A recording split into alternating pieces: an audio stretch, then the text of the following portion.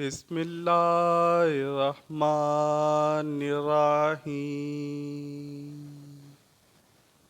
سانحہ کربلا انسانی تاریخ کا ایک دل خراش واقعہ کہ جس میں پیغمبر صلی اللہ علیہ وآلہ وسلم کے پیروکار اپنے ہی نبی کے نواسے کو بے دردی سے شہید کر کے ان کا سر اقدس نیزے پر سجا دیتے ہیں۔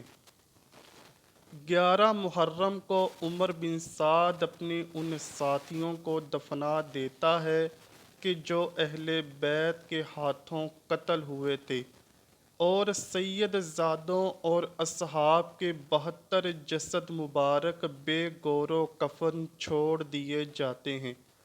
یزیدی لشکر امام علی مقام اور ان کے 72 ساتھیوں کے سر مبارک آپس میں بانٹ لیتے ہیں اور اہل بیت کی شہزادیوں کو قیدی بنا کر یہ قافلہ عمر بن سعد اور شمر لعین کی نگرانی میں کوفہ کی جانب سفر شروع کر دیتا ہے۔ ادھر کوفہ کا گورنر عبید اللہ ابن زیاد اسیران کربلا اور شہداء کے سروں کو دیکھنے کے لیے بے تاب بیٹھا ہے، اور پورے کوفہ کو دلہن کی طرح سجا دیا جاتا ہے۔ اسیران کربلا کے قافلے کے حالات یہ ہیں کہ شہداء کے سر نیزوں پر ہیں، اور رسول اللہ صلی اللہ علیہ وآلہ وسلم کی شہزادیوں کو بغیر کجاوے کے اونٹوں پر سوار کیا گیا ہے، جبکہ امام علی مقام کے لگتے جگر شہزادہ امام زین العابدین کے ہاتھ بندھے ہوئے ہیں اور ان کو پیدل سفر پر مجبور کیا جا رہا ہے۔ اللہ اکبر۔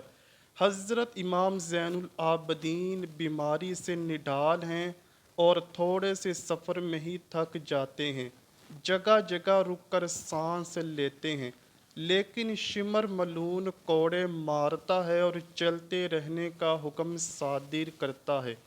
ادھر دوسری طرف جہاں کربلا میں لاشیں بکھرے پڑے ہیں، 13 محرم کو وہاں قبیلہ بنو اسد کی عورتیں دریائے فرات سے پانی بھرنے آتی ہیں تو لاشیں دیکھ کر ان کی چیخیں نکل جاتی ہیں، اپنے مردوں کو بلا کر لاتی ہیں اور تمام جسد مبارک کو ایک گھوڑا سوار شخص کی ہدایات کے مطابق دفنایا جاتا ہے۔ اسیران کربلا کا قافلہ کوفہ کی جانب رواں دواں ہے۔ یزیدی سپاہیوں نے سستانے کے لیے قافلے کو راستے میں روکا۔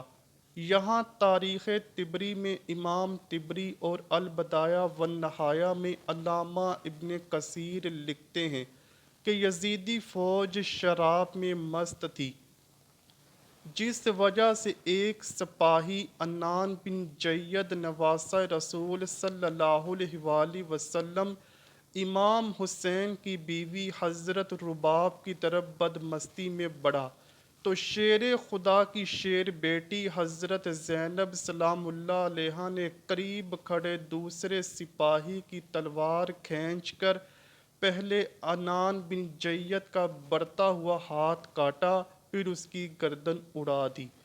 اس واقعے کے بعد کافی دیر تک لشکر میں خاموشی چھائی رہی۔ پھر حضرت زینب رضی اللہ تعالیٰ عنہا نے وہاں پر اہل بیت کی عظمت کے بارے میں خطبہ ارشاد فرمایا۔ امام طبری روایت کرتے ہیں کہ ابن سعد نے خولی کے ہاتھ امام علی مقام کا سر اقدس ابن زیاد کے دربار بھیجا۔ خولی جب کوفہ پہنچا تو رات کا وقت تھا، اس لیے وہ سر مبارک کو اپنے گھر لے گیا اور ایک برتن میں ڈھانپ دیا۔ سر مبارک کو دیکھ کر اس کی بیوی نوار سخت ناراض ہوئی کہ یہ تم نے کیا ظلم کر دیا۔ وہ بیان کرتی ہے کہ خدا کی قسم میں نے دیکھا ایک نور برابر آسمان سے اس برتن تک ستون کی مانند چمک رہا ہے، اور میں نے سفید پرندے دیکھے جو برتن کے ارد گرد منڈلا رہے تھے۔ چنانچہ 12 محرم کو اسیران کربلا اور نواسہ رسول صلی اللہ علیہ وآلہ وسلم کے سر مبارک کو ابن زیاد کے دربار میں پیش کیا گیا۔ شیر خدا کی شیر بیٹی حضرت زینب رضی اللہ تعالی عنہ اور ابن زیاد کے درمیان سخت گفتگو ہوئی۔ کوفہ کا درندہ صفت خون خوار حاکم عبید اللہ ابن زیاد، جس کی تلوار سے خون ٹپک رہا ہے، جو فرزند رسول صلی اللہ علیہ وآلہ وسلم امام حسین اور ان کے اعوان و انصار کا خون بہا کر مست و مغرور اور کامیابی کے نشے میں بالکل چور ہے، اس کے مقابلے میں حضرت امام زین العابدین ایسا بے باک اور سخت لب و لہجہ اختیار کرتے ہیں کہ ابن زیاد آپ کے قتل کا حکم جاری کر دیتا ہے۔ چنانچہ اگر جناب زینب سلام اللہ علیہا ڈھال کے مانند آپ کے سامنے آ کر یہ نہ کہتی کہ میں اپنے جیتے جی ایسا ہرگز نہ ہونے دوں گی، اور ایک عورت کے قتل کا مسئلہ درپیش نہ آتا، نیز یہ کہ قیدی کے طور پر دربار شام میں حاضر کرنا مقصود نہ ہوتا، تو عجب نہیں کہ ابن زیاد امام زین العابدین کے پاک خون سے بھی اپنے ہاتھ رنگین کر لیتا۔ ابن زیاد نے شہداء کے سروں اور کربلا کے اس قیدی قافلے کو شمر لعین اور طارق کی قیادت میں یزید کے دربار شام کی طرف روانہ کر دیا۔ شیخ خوارزمی اور ابن عاصم لکھتے ہیں کہ جب قافلہ کوفہ سے شام کی طرف روانہ ہوا تو اہل بیت سے ایسے ہی سلوک کیا گیا جس طرح جنگ میں جیتتے ہوئے قیدیوں سے کیا جاتا ہے۔ اللہ اکبر! اندازہ کیجئے دوستو کیسے بدبخت ہوں گے ان شہروں کے لوگ جہاں سے قافلہ گزرا، لیکن وہ صرف خاموش تماشائی بنے رہے۔ امام زین العابدین سے منسوب روایات میں ابن زیاد شمر و طارق کا قیدیوں سے برتاؤ منقول ہوا ہے۔ حضرت امام حسین رضی اللہ تعالی عنہ کے شہزادے کو ایک لاغر و نحیف اونٹ پر اس حالت میں سوار کیا گیا کہ امام حسین رضی اللہ تعالی عنہ کا سر نیزے پر، قیدی عورتیں ان کے پیچھے اور نیزے بردار ان کے اطراف میں موجود تھے۔ اگر امام کی آنکھ سے آنسو جاری ہوتا ہے تو وہ ان کے سر پر نیزے مارتے ہیں کہ یہاں اس حالت میں وہ شام میں داخل ہوئے۔ شام کے شہر حلب میں مقام مشہد النقطہ کے گرجا گھر کے قریب یہ قافلہ رکا، تو جب راہب نے دیکھا کہ قافلے کے ساتھ ایک شہید کا سر موجود ہے جس میں سے تازہ خون بہہ رہا ہے، تو اس نے قافلے سے پوچھا کہ آپ کون لوگ ہیں اور یہ سر مبارک کس کا ہے؟ یزیدی فوج نے کہا کہ یہ فوج یزید کی ہے اور یہ سر حسین ابن علی رضی اللہ تعالیٰ عنہ کا ہے۔ راہب کہنے لگا سیدھی طرح کہو یہ سر تمہارے نبی صلی اللہ علیہ وآلہ وسلم کے نواسے کا ہے۔ یہ جواب سن کر سب خاموش ہو گئے۔ جب راہب نے دیکھا یہ کسی معمولی انسان کا سر نہیں، تو اس نے شمر اور طارق کو بے بحاشا قیمتی تحائف اور سونے کے سکے دے کر کہا آج رات یہاں ہی رک جاؤ اور ایک رات کے لیے یہ سر مجھے دے دو۔ لالچی سپاہی فوری تیار ہو گئے۔ راہب ساری رات سر مبارک کی کرامات دیکھتا رہا اور صبح کلمہ پڑھ کر مسلمان ہو گیا۔ روایات کے مطابق ظلم و جبر سہتے یہ اہل بیت و اطہار کا قافلہ پہلی صفر کو شام میں داخل ہوا۔ یزید کے حکم کے مطابق شہر کو ایسے ہی سجایا گیا جیسے کسی جیتی ہوئی فوج کے کمانڈر کے استقبال کے لیے سجایا جاتا ہے۔ شہر میں داخل ہونے کے بعد اسیران کربلا کو جامع مسجد کے چبوترے میں بٹھایا گیا۔ یزید کے حکم کے مطابق محل کو سجایا گیا اور تمام بزرگان شام کو محل میں مدعو کیا گیا۔ پھر حکم ہوا کہ اب اسیران کربلا کو حاضر کیا جائے۔ امام حسین رضی اللہ تعالیٰ عنہ کا سر مبارک ایک تشت میں پیش کیا گیا اور کھانے کی میز پر رکھ دیا گیا۔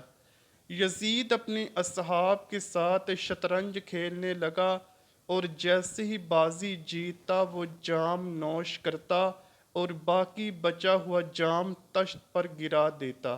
دربار میں موجود مروان بن حکم کے بھائی یحییٰ بن حکم اور صحابی رسول ابو برزہ اسلمی نے جب یزید کو ان حرکتوں پر اعتراض کیا تو یزید نے ان کو اپنے دربار سے نکال دیا۔ اسی طرح شام میں چاہے وہ یزید کا دربار ہو یا مسجد میں لوگوں کا بے پناہ ہجوم، بڑے ہی واضح الفاظ میں دشمن کی سازشوں سے پردہ اٹھا کر حقائق کا برملا اظہار کرتے رہتے ہیں۔ چنانچہ حضرت امام زین العابدین رضی اللہ تعالیٰ عنہ کے ان تمام خطبوں اور تقریروں میں اہل بیت کی حقانیت اور موجودہ حکومت کے جرائم اور ظلم و زیادتی کا پردہ چاک کرتے ہوئے نہایت ہی تلخ اور درشت لب و لہجہ میں غافل و ناگاہ عوام کو جھنجھوڑنے اور بیدار کرنے کی کوشش کی گئی، لیکن یہ بے ضمیر لوگ اپنے آپ کو بیچ چکے تھے۔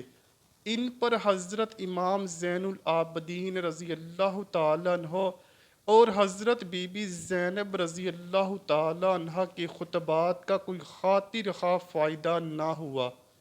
سبھی کی مائیں بہنیں اپنے اپنے گھروں میں تھیں، جبکہ حضور پاک صلی اللہ علیہ وآلہ وسلم کے نواسے کی بیویاں، بہنیں اور بیٹیاں قیدی بنے دربار میں موجود ہیں۔ اللہ اکبر! کیوں نہ وہاں موجود لوگوں کے دل پھٹ پڑے۔ اس کے بعد یزید نے قافلے کو آزاد کرتے ہوئے مدینہ منورہ بھیج دیا۔ اللہ سے دعا ہے کہ ہم نبی آخر الزماں حضرت محمد صلی اللہ علیہ وآلہ وسلم اور ان کی پاک آل پر اپنی جان نثار کرنے والے بن جائیں۔ اے اللہ پاک ہمارے گناہوں کو بخش دے، ہمیں اور ہمارے دلوں کو بغض اہل بیت سے پاک رکھنا، اور ہمارا حشر بروز قیامت حضور پاک صلی اللہ علیہ وآلہ وسلم اور ان کی آل پاک کے ساتھ کرنا۔ کمنٹ سیکشن میں آمین لکھنا مت بھولیے گا، نہ جانے کس کی آمین قبول ہو اور ہمیں بھی اہل بیت کے نوکروں میں شامل کر لیا جائے۔ امید کرتا ہوں کہ آپ کو ویڈیو ضرور پسند آئی ہوگی۔